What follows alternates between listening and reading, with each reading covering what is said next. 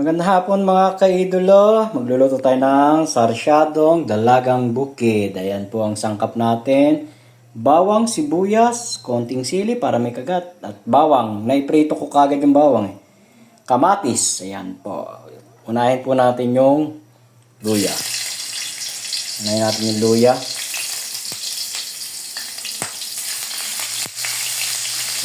Ano ko kagad mga kaidolo yung yung bawang, nagkamali ako. Inang-una ko na isalang. Konting fried lang siya. Tapos isunod natin yung bawang. Naiuna ko kanina. Yan. Mas maraming bawang. Mas masarap.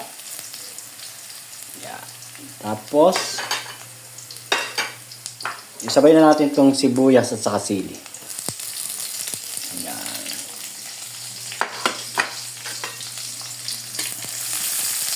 Basta natin ng konti apoy. Yan.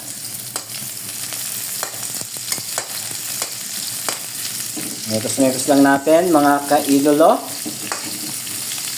Yan. Tapos, medyo okay na yung sunod na natin yung kamatis. Ayan lang natin siya. Ayan natin siya lumambot bago natin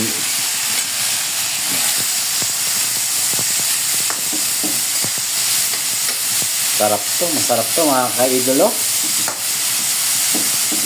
Sarsyadong dalagang bukid.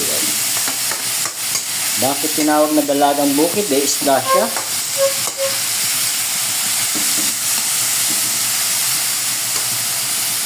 Ayan po siya.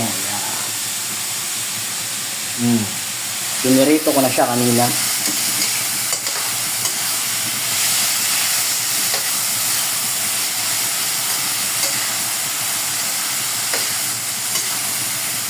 Wala po tayong stand ng cellphone, kaya hawak-hawak ko lang siya habang nagluluto.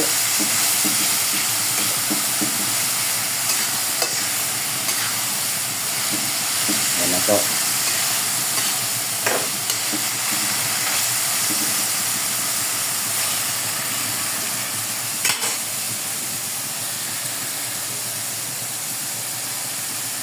Ayan po.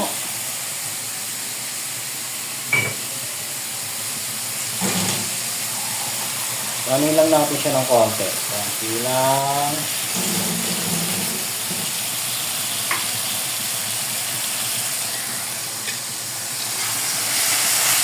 Yan, medyo na siya, okay na. Lumabas na yung katas niya.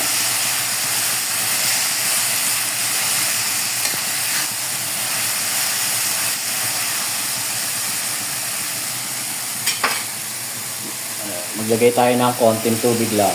Konting tubig lang mga kaidolo. Yan. Para maano siya.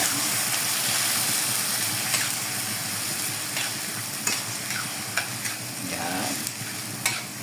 Timplahan na natin. Maglagay tayo ng bechin. Okay.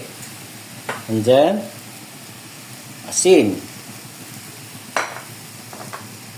paminta. Damihan natin yung paminta. Masarap. Maraming paminta.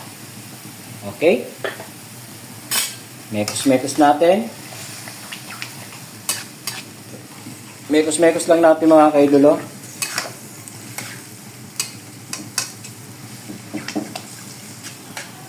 Yan.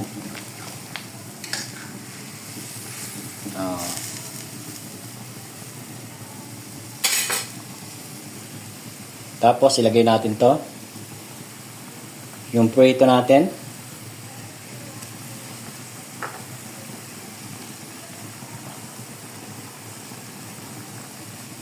Para masipsip yung aroma ng pritong isda.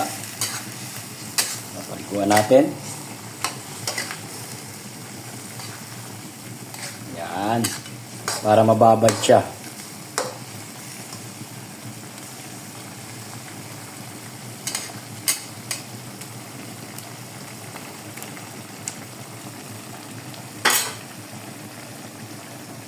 Ayan, mga kaidolo, ganda na ng kulay niya. Tikman nga natin kung ano ang lasa niya. Sarap. Malasa yung kamatis niya. Sarap. Malasa yung kamatis. Saktong-sakto sa timpla, mga kaidolo. Maganda yung medyo masarsa siya. Ayan, mga kaidolo. Tapos, ilagay na natin tong itlog. Itlog, mga kaidolo.